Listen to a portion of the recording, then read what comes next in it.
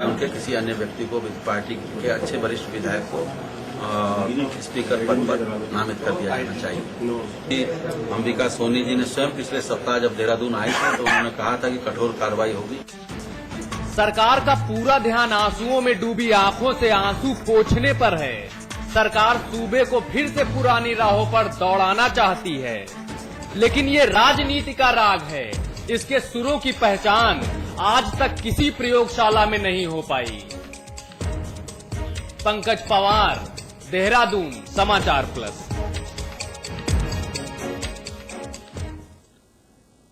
अविकल टपलियाल जी, आप भी सीख रहे हैं ना ये सब? कांग्रेसी खुल्लम खुल्ला सिखा रहे हैं, मुफ्त में सिखा रहे हैं। सुरेश भाई, आपको तो सीखना ही चाहिए। राजीव जैन जी, अंधेर हो गया भाई, अब तो शर्म आनी चाहिए। देखिए, अब बहुत हो गया, अब नहीं तो कब शर्म आएगी भाई साहब?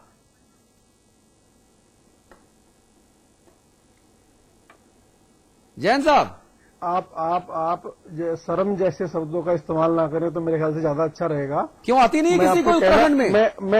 मैं आपको कहना चाहता हूँ ना, क्यों सरकार में बैठे लोगों को आना बंद हो गई क्या शर्म? पहले मेरे को बोले तो दो महाराज, तभी तो आप अपनी बात आगे बोलोगे। दो शब्द किसी के सुन तो लो जी। कुंजवाल जी ने एक अच्छा सुझाव दिया कि जो राहत सामग्री जारी है वो जो एक्स सर्विसमैन जो उस गांव के हैं, जो उनके माध्यम से बंटवाई जानी चाहिए।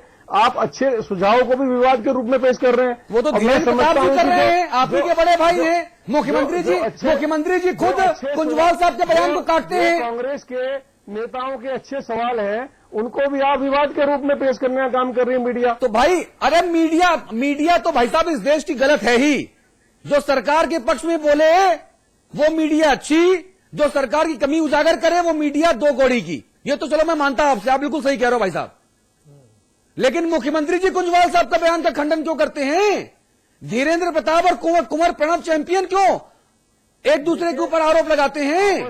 आपस में सौहार्दपूर्ण माहौल होगा ये। इस सारा सौहार्दपूर्ण माहौल है। हाँ, मैंने सब दिया आपको, मुझे पता है। पूरे प्रदेश में नहीं है। हाँ। अभी पहले चरण का काम निपटा है, लोगों को वहां से निकाला गया है। हाँ। उनको सुरक्षित घर पहुंचाया गया है आर्मी के सहयोग से। अरे वो बात तो दूसरी है, मैं तो आज की बात कह रहा हूं। भाई सुरेश जोशी आरोप लग रहे हैं कि ये जो सौहार्दपूर्ण वातावरण है, ये आपदा आई संपदा लाई। उस संपदा के बंदर बाट में ये सौहार्दपूर्ण माहौल सबसे ज्यादा देखा जा रहा है।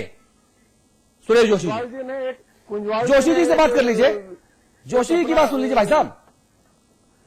नहीं, जो विषय आपने कहा है, अच्छा होता कि अभी जो उत्तराखंड के लोगों पर इतनी विषम परिस्थितियां अभी बीत रही हैं, और आज भी स्थितियां ये हैं कि अगर हम पूरे गढ़वाल को देखें और कुमाऊं के दो जिले हमारे चपेट में हैं, पिथौरागढ़ का जिला और बागेश्वर का जिला, और स्थितियां इतनी खराब हैं कि देखो जो कुंजवाल जी कह रहे हैं।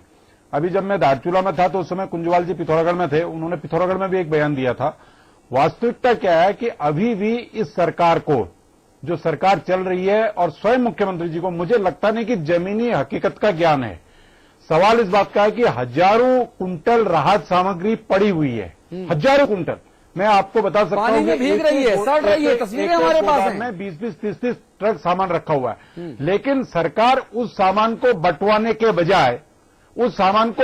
के बजाय जो भारत सरकार से पैसा मिल रहा है, ये जो सरकार से इन्होंने पैसा, उसकी खरीद कर रही है। भाई सबसे पहले अच्छा ये होता है कि जो सरकार का आपके पास जो सामान राहत सामग्री का है, लखनऊ से आया, दिल्ली से आया, चंडीगढ़ से आया, देश के लोगों ने जो ट्रक के ट्रक सामान दिए हैं, पहले वो वितरित हो जाता, उसके बाद आप खरीदते। लेकिन मुझे लगता है इसमें भी कहीं घोटाला होने जा रहा है, क्योंकि भाई जब आवश्यकता नहीं है और उसके बाद आप खरीद लो। और जो सबसे बड़ी बात अभी 2-3-4 दिन के अंदर हुई है, आपने कहा कि भारतीय जनता पार्टी चुप बैठी है। हम चुप नहीं बैठे हैं, हम जो है एक एक गांव में जा रहे हैं, एक एक व्यक्ति तक पहुंचने की कोशिश कर रहे हैं, जमीनी हालात का आकलन कर रहे हैं। लेकिन उसके साथ साथ हमको लगता था, और हमने बार बार मुख्यमंत्री जी को कहा कि भाई आपका जो तंत्र है, जहां पर आपका तंत्र फेल हुआ है, उस फेलियर तंत्र को ठीक करो, और जो ठीक नहीं हो सकता, काबू में नहीं हो सकते, उनको हटाओ। लेकिन भाई किस बात काबू में करेंगे? विधानसभा अध्यक्ष हो, 17 विधायक हो, 4-5 मंत्री हो, किस को काबू में करेंगे मुख्यमंत्री जी? बड़ी अजीबोगरीब स्थिति प्रदेश में बनी हुई है। हाँ, अविकल टपलियाल, किस को काबू में करेंगे मुख्यमंत्री भाई? चाहे 17 विधायक हो, चाहे विधानसभा अध्यक्ष हो, 4 से 5 मंत्री ऐसे जिनको काबू में करने की जरूरत है। अब मुख्यमंत्री कोई रैम्बो तो है नहीं कि इन सबको एक साथ काबू में कर लें, यह भी देखना पड़ेगा। और आरोप तो यहां तक लग रहे हैं कि जिस राहत सामग्री को बंटवाने की जिम्मेदारी मशीनरी पर थी, वो बंटवाने के बजाय ठिकाने लगाने की जिम्मेदारी निभा रही है। अभी कल देखिए अतुल भाई, थोड़ी सी मुझे लगता है कि एक रणनीतिक गलती सीएम कोगड़ा जी की तरफ से ये भी है कि उन्होंने दूसरे चरण की जो जिम्मेदारी अपने ऊपर ली, उन्होंने ये कह दिया कि इसकी कमान मैं संभालता हूं, राहत सामग्री के आवंटन की। बेहतर होता कि राहत सामग्री के आवंटन की जो जिम्मेदारी है, जो कमान है, वो कुछ मंत्रियों पे सौंप देते। और भाई सीएम तो मॉनिटरिंग करते ही है, सर्वे सेवा वही है, ऊपर से वो देख ही रहे। लेकिन उसके बाद, उनके इस बयान के बाद, जिस तरीके से सुरेश जोशी जी बता रहे हैं या हमारे पास जितने भी खबरें आई हैं कि राहत सामग्री के आवंटन पर काफी गड़बड़ी भी चल रही है और जो पीड़ित है, जो परिवार है, वहां तक नहीं पहुंच पा रही है। तो कुंजवाल जी का ये जो बयान आया है, ये सिर्फ फोकस रहा उनका राहत सामग्री के आवंटन पर। लेकिन कहानी यहां तक नहीं है, कांग्रेस के अंदर कहानी दूसरा मोड़ ले चुकी है। अच्छा। क्योंकि हम शुरू से ही दिखा रहे हैं कि जो सत्ता संघर्ष इनका चल रहा है, तो आपदा की आड़ में या जो आपदा आई है, इसको मोहरा बनाते हुए, इसको ढाल बनाते हुए हरीश गुट ने एक सोची समझी रणनीति के तहत ये सुझाव सरकार को दिया है। राजीव जैन किस गुट में है, पहले ये बता दीजिए, साफ करते चलिए। मैं ये साफ कर दूं कि राजीव जी हरीश जी के बड़े कर्मठ सिपाही माने जाते हैं। राजीव जैन जी तो अब खैर ये मेरे बात का खंडन करे, जो भी करे, लेकिन जो सच है वो मैं बता रहा हूँ। ये कहेंगे मैं कांग्रेस का एक ईमानदार और कर्मठ सिपाही हूँ, ये कहेंगे अनुशासित। हाँ जी जी जी। लेकिन ये जो झगड़ा है, ये अब कुर्सी के झगड़े पे तब्दील हो चुका है। हाँ। क्योंकि आपदा के मुद्दे पर, ये आपदा जो भी आई है, चाहे वो तीर्थयात्रियों ने कहा, चाहे मीडिया ने जो सच दिखाया, हम लोगों ने भी काफी हद तक इसमें 200% सच दिखाया है। और उसके बाद जो सरकार पर अटैक हुआ है पूरे देश के अंदर, तीर्थयात्रियों ने जो अपने घर में जाके कहा, यहाँ कहा। हाँ। तो उसके बाद कांग्रेस का जो दूसरा गुट है, उससे ये लगता है कि हो सकता है कि इसी आपदा के बूते मुख्यमंत्री की विदाई हो जाए या उनको हटा दिया जाए। तो एक जो अंदरूनी संघर्ष है, ये बहुत तेज चल रहा है। ठीक है। और राजीव जैन जी, ये जितनी भी ऊहापोह की स्थिति है, इसमें तो आपको खुश होना चाहिए। भाई गोविंद सिंह कुंजवाल साहब जिस इशारे पर ये कर रहे हैं, सुन लीजिए, सवाल सुन लीजिए, सवाल सुन लीजिए भाई साहब, सवाल सुन लीजिए भाई साहब, भाई साहब सवाल सुन लीजिए। अच्छा मैंने उत्तराखंड कांग्रेस के लोगों की अच्छी चीज देखी है इस आपदा के वक्त। उनको कुछ भी बोलो, उनका टेप बजना शुरू हो जाता है, वो केवल बटन ऑन कर देते हैं, प्ले, पहले से सब रिकॉर्ड करके लाएं सीडी में। भाई साहब मैं सिर्फ ये कह रहा हूं कि गोविंद सिंह कुंजवाल जिस खेमे से ताल्लुक रखते हैं, उसी शक्तिपीठ में आप भी मत्था टेकते हैं। उसी शक्तिपीठ से 17 विधायक हैं, 5 ऐसे मंत्री हैं जो उस शक्तिपीठ में नमन करते हैं। अगर कुंजवाल साहब कुछ बोल रहे हैं और इससे राजनीतिक तौर पे वैचारिक भगदड़ की स्थिति मच रही है, तो आप खुश होइए ना। फिर वरिष्ठ नेता है और 40-50 साल से कांग्रेस की राजनीति करते हैं, उनके जो बयान है उसको अन्यथा नहीं लिया जाना चाहिए। उन्होंने एक सार्थक बयान दिया है। उन्होंने ये कहा है कि जो स्थानीय स्तर पर है उसका एक मैनेजमेंट जरूर होना चाहिए। जैन साहब जी बोलिए। कुंजवाल जी 40-50 साल से सक्रिय हैं, राजनीति में सेवा कर रहे हैं, उनके बयान को अन्यथा नहीं लेना चाहिए, ये आपने कहा। मैं इससे सहमत हो गया, आपने को जोड़ लिया, संबद्ध कर लिया। मुझे ऐसे 3 नाम बताइए जिनके बयान को मैं अन्यथा ले सकते हूं, हमको छूट हो अन्यथा लेने की। ऐसे 3 नाम आप बता दो तो उन्हीं पर चर्चा कर ले, कुंजवाल को छोड़ देते हैं। फिर धीरेन्द्र प्रताप को अन्यथा ले। नहीं अपने फिर बात से पलटो नहीं, एक जगह टिको भाई। नहीं जैन साहब नहीं, एक जगह टिकिए, ये हिट एंड रन नहीं होता यहाँ ना। थाली का बैगन नहीं, प्लीज एक जगह टिको आप। मैं नाम लूं, आपको संकोच हो मैं नाम लूं, किसके बयान को अन्यथा लेके बात कर ले, उसी से बात कर ले। फिर धीरेन्द्र प्रताप या ये भी 40-50 साल वाले हैं, तो इनको भी छोड़े। फिर कम उम्र का कोई देखे जिस पर बात कर सकते हो।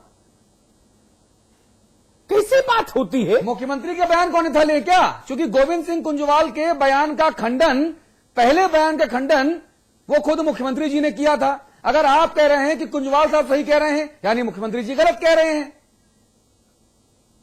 यानी आप जिस शक्तिपीठ के सेवक हैं उसका मैसेज आपने क्लियर कर दिया। नंबर बढ़ गए पूरे आपके 100 में 100। अजब तमाशा है भाई। धीरेन्द्र प्रताप आपकी पार्टी के प्रवक्ता हैं या नहीं हैं? जैन साहब, हाँ या ना? जी जी जी है? जी जी जी जी। थोड़ा जल्दी बोले तो समय बचेगा। मुझे बाइंड अप करना है, बिल्कुल ठीक 8:58 पर बाइंड अप कर दूंगा। जोशी जी, एक मिनट, आपके प्रवक्ता है ना? वो कह रहे हैं कि अंबिका सोनी जी ने बहुत गंभीरता से लिया और कहा सख्त कार्रवाई होनी चाहिए कुंजवाल के मामले में। मैं ये नहीं समझ पाया, विधानसभा का अध्यक्ष किसी अंबिका सोनी के अधीन होता है क्या? या किसी पार्टी के, किसी राजनाथ सिंह के अधीन होगा क्या छत्तीसगढ़ विधानसभा का अध्यक्ष? या मोहन राव भागवत के अधीन हो सकता है क्या? इस बात का कोई विधानसभा अध्यक्ष सोनिया जी के अधीन हो सकता है क्या? इस बात का बेहतर जवाब धीरेन्द्र प्रताप ही दे सकते कैसे हैं। कैसे? नहीं, धीरेन्द्र प्रताप व्यक्ति नहीं है। धीरेन्द्र प्रताप एक पार्टी का प्रवक्ता है जो पार्टी शासन में है। जैसे आप हैं। नहीं, आप नहीं है आधिकारिक प्रवक्ता, शायद यह है तो भी स्वागत है। तो आपकी बात मुख्यमंत्री की बात, आपकी बात यशपाल आर्या की बात। प्रवक्ता पार्टी को रिप्रेजेंट करता है। मैं अपने 25 वर्ष के करियर में पहली बार इतना ज्ञान की बात आप लोगों से सुन रहा हूं। इतने पराक्रमी, तेज पुंज भूत नेता लोग आप लोग उत्तराखंड में। संविधान पलट दिया। अंबेडकर होते तो धरती से महाप्रयाण जल्दी कर जाते। वो कहते बाबा इतने देवदूत, सारे देवता हैं ये। विधानसभा अध्यक्ष पर कार्रवाई करेगा कांग्रेस का प्रवक्ता? मित्र, विधानसभा अध्यक्ष किसी पार्टी का नहीं होता। नॉमिनेशन फाइल करने तक पार्टी चलती है। जैसे ही वो इलेक्ट हो जाता है, वो हरीश रावत, हरक सिंह रावत, विजय बहुगुणा, फलाने ठिकाने, इन सब के परव्यू से परे हो जाता है। कम से कम निलंबित हो जाती है। सिद्धांततः यही बात है। हाँ। व्यवहारिक सच कुछ भी हो, रात में कोई किसी को नमस्ते करे जाके, लेकिन दिन में तो ये नियम रहता है ना। मैं पहली बार सुन रहा हूं कि प्रवक्ता कह रहा है कि नहीं, बहुत गंभीरता से लिया अंबिका जी ने। Suresh Joshi, final comment please. नहीं, मैं तो ये कहना चाह रहा हूं कि इस समय जो उत्तराखंड की स्थितियां बनी हुई हैं, आपने संवैधानिक विषय को कहा। देखो, संवैधानिक विषय तो तार-तार इस प्रदेश में पहले हो चुके हैं। आपने देखा होगा कि मुख्यमंत्री जी के सामने विधानसभा के अंदर स्वयं सत्ता पक्ष के विधायक काली पट्टी बांध के जाते हैं। और अभी जब आपदा आ रही थी तो सारा प्रदेश, सारा देश, सारा मीडिया, अरे सारा भाई देश साहब, वो तो डेमोक्रेसी है। कांग्रेसी कहते हैं तो डेमोक्रेसी है, स्वस्थ परंपरा, सारे के सारे सौहार्दपूर्ण वातावरण।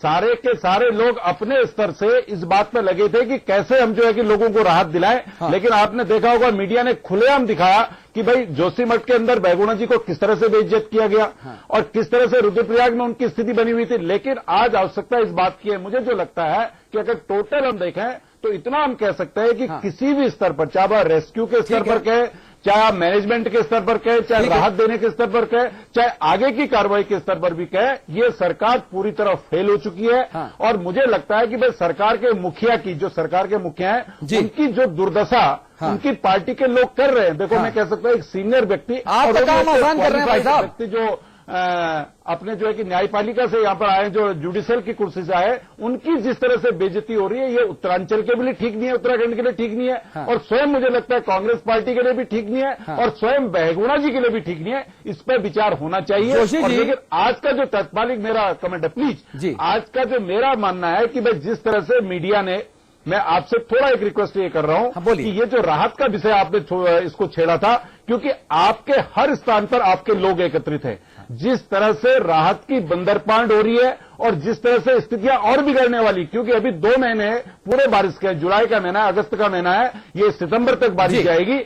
आज ऐसी स्थितियां हैं कि अभी मैं आपके स्टूडियो में जब बैठा था तो एक मुआनी दुआनी के प्रधान मुझे फोन कर रहे थे। वो कह रहे थे कि 42 परिवार ऐसे हैं जिन परिवारों के बाद पिथौरागढ़ जनपद में जो स्थान पड़ता है, हेलीकॉप्टर से राशन 3 दिन पहले आया था, आज नहीं आ पा रहा। इतनी ये बात मैंने पहले कह दी है, ये बात मैंने पहले कह दी है कि जिस सिस्टम की जिम्मेदारी राहत सामग्री बंटवाने की थी, वो सिस्टम राहत सामग्री को ठिकाने लगाने की जिम्मेदारी निभा रहा है। अमिताभ अग्निहोत्री, संवाद की टिप्पणी प्लीज, बहुत संक्षेप में। देखिए, मन दुखता है, उत्तराखंड रोता है तो मन दुखता है। हाँ। आप सब लोग तो राजा लोग हो, भव्य महलों में बैठे हैं, सत्ता का सुख भोग रहे हैं, कुछ भोग रहे हैं, कुछ भोगने की प्रतीक्षा में है। और देवभूमि तो है ही। आप लोगों को जल प्रलय से क्या फर्क पड़ता है? यत्र तत्र भाषण दिया, हाथ झाड़ा और चल दिए। लोग भूख को मर रहे हैं, दवा नहीं, जीवन आगे कैसे चलेगा, कोई दिशा नहीं जी। कोई सूर्य की किरण नहीं। उनकी ओर देखिए, ये लड़ाई झगड़ा आपसी कलह, बहुत समय मिलेगा जीवन में, बहुत समय मिलेगा। इस वक्त उत्तराखंड का आंसू पोंछने का काम करिए।